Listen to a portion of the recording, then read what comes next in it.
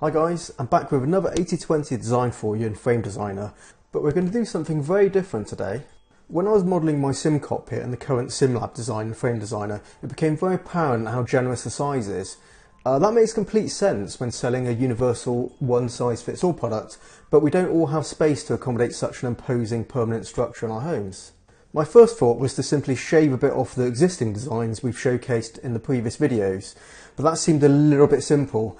So I noodled up some ideas and ended up with a challenge to design an 80/20 rig from scratch with some specific rules in mind. So rule number 1, beating the cost of the previous builds. Simple enough. Rule number 2, a compact, practical design with minimal compromises. And finally number 3, and very importantly, I need to be able to fit comfortably into this chassis. I've named this design the SRU COMPACT. If you continue watching the video, I'll run you through the features and the logic behind my ideas, which may help you think about your own 80/20 designs. Also, head down to the description and you'll find the download links for this design, the complete parts list, plus the download link for Frame Designer, which is completely free. Hope you enjoyed the video, and don't forget to hit the like if you find this video useful. So here it is, the SRU COMPACT. It's sub £200, you'll see from the title here. It took a lot longer than I thought it would. I started a few hours ago and I came up with this design quite quickly, but my price came to £245, which put it in the realms of this big one. For a smaller size. So the problem I came across, which was good learning actually, it was good education, was I had more parts, but it's doing a very similar job around the bottom area here. Mainly, as you can see, this main strut here is raised on these. And my first design, they were cut, so they're actually joined there. So there's two pieces joined to the side, so it's all flat, everything was flat and is there. So instead of having 3 pieces, I had 6 pieces, which meant I was using more connectors. I also had the seat raised up a little bit, and I'll show you here on this one. So I've already made the changes here on this design, but then I had this on here, raising the seat a little bit, and I found it to be unnecessary in the end. So I was able to save on all that and reduce it and set it on the base there.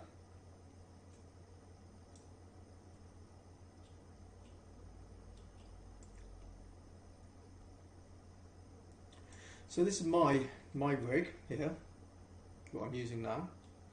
So when I do these builds, I try and have it as a comparison because it's easier to do, just to kind of have visualization. And I sit next to my rig as well, so I can kind of base a lot of this on a real, on reality, rather than just me thinking this will kind of do it right.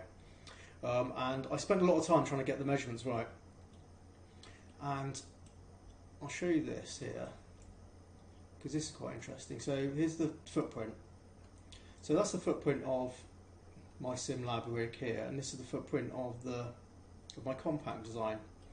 So we can pick all this up and we can put it inside. So you can see how much we've saved,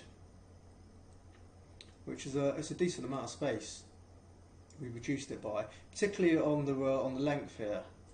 And it may look like a ridiculous kind of amount of kind of shortening here, but it makes a lot of sense when we look at here. So this bit of profile I've set down here, you can see that goes to the back to front. So that's from the back of the seat to the edge of where the pedals are. And on here, this is actually the same length of profile. So that's 110 centimetres, that's 110 centimetres here. And this is exactly how mine is set up. So these are accurate measurements. So you can see there was a lot of excess which isn't getting used. So I basically chopped it off, and so that was easy enough to do. I just basically put this within that footprint, within that length here, and saved all that. Width-wise, is kind of a similar deal. The seat goes here, and it kind of only comes to there. So we don't need all this here. We don't, there's an extra few inches we don't really need, and your legs go within your seat. So shrinking this down, you're not going to be colliding with the edges here. It's absolutely fine. So you're always sitting within your seat anyway. So that's what I did here. I just took off the excess and put it in here. So that area here is this area here. You can see legs go in there very nicely. What was quite tricky for me was to get this height right, because that's 70 and this is 50. I had to take into account that, because this is a compact, this is an economical design, it's not meant to house a next level motion platform like I do on mine. But the next level, it raises the seat by an extra 15 centimetres. So I could immediately reduce this, because this is my wheel is set at this height right at the top. So I could shrink this by 15 centimetres. And I also checked the kind of clearance. I've had some. I just put some lengths of extrusion here to mimic the kind of height of the seat in reality, and to see what kind of distance I had around here and here. So I kind of did I did a version with the next level and a seat, and just measured down and see what the clearance to your bum area was to here, because that would give me the right kind of distance I needed for the clearance.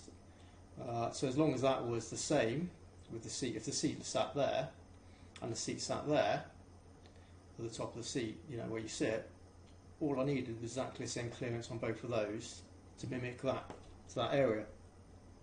So yeah, so that took a little while. I wanted to make it authentic. I mean, I'm not going to be building this myself. I don't need it. But if anyone wants to pick up these plans, I didn't want to kind of cheat anyone out of having it too short, because if you did build it on that and it was too low, your legs would hit it, and I didn't want that. I wanted to kind of make this build as if something you could actually take my plans and use. So that's the plan, yeah, I'm really happy with it. On here, we still have some. On the wheel deck, you can see there's the pivot point, so that can be moved up. I mean, mine are flat because mine are HE pedals, so the faces are flat. So I don't need any pivoting on here. So that allows some pivoting. If you're wondering if you would actually fit in here, I'm 5'6", which is 170 centimetres. I'm not really tall, and my seat rail, the seat slider, is set centrally, so it's not kind of set forward or back. So this is how I'd sit. The seat would be there, and my feet would naturally hit the pedals, and it'd actually be fine. The seat slider gives you an extra 7 centimetres, 8 centimetres, sorry, on my notes. So the seat would go back a bit even further, which would give you more room if you're taller. And I'd say that would probably be good for someone who's 5'9", 5'10". So you could use this design and actually get away with it quite happily. And if you needed any more, you can easily just increase that kind of this piece of profile here, make that longer, make these ones a little longer to compensate the distance you're moving forward on both of those, and it'll work perfectly. So it's easily changeable just by changing 3 profiles. Or said, if you're within a 5'9", 5'10", you just use the seat slide and you can move back and forward, and you're perfectly fine. I would say I could probably put my HE pedals on here and I wouldn't get any flex here. It'd be fine because it's flat. If you were using Fanatec pedals, the load cell ones and you were to have some angle here, potentially there'd be a bit of flex. I'm not sure, they might be able to handle it. I mean, this profile's quite strong. You've got two kind of decent connection points, what you've got there and here holding it. So I think it'd probably be okay. And to lower the cost as well, I'm just using 4080 on these instead of 4120. And since we're lower, there's going to be less chance of kind of the leverage kind of flex. So I think it'd probably handle my my direct drive wheel on here. I think there wouldn't be a problem. I'll probably put the extra brackets there because I kind of skimped on those. You can see on my one well, actually no, it's fine. It matches mine exactly, so that's fair on that. So yeah, that you could mount a direct drive on there and it'd work. Yeah, I've spent probably about 4 hours working on this, refining the design. It took me, I think I took about half an hour doing the first one, and then pricing it up, and then I looked at the price at 245, and I was really disappointed, and I was thinking, where did I go wrong? But then I realised the amount of extra components I was using, and you pay per cut, so that's the problem, is because you're not necessarily just paying for the length, you're just paying, you know, so having that cut in half and joined to there is two shorter pieces, but I was paying for two cuts, and this all adds up. And the amount of extra brackets I was using was basically £50 more, and it wasn't necessary. So I'm going to show you. So here we go. I price this up here, and we're at 190 shipped. So that's good. I think I'm pretty pleased with this. I'd kind of compare it, I would say, to something like a play seat here, this type of one. I think it's got a similar sort of height and width and length. And one advantage you get with mine, at least with the play seat, is you get the centre bar, which can get in where your legs and that pedal plate is. You can see it; it's all kind of hanging off. It's going to be pretty flexible. Here you've got something super strong. The only thing you need to source is the seat.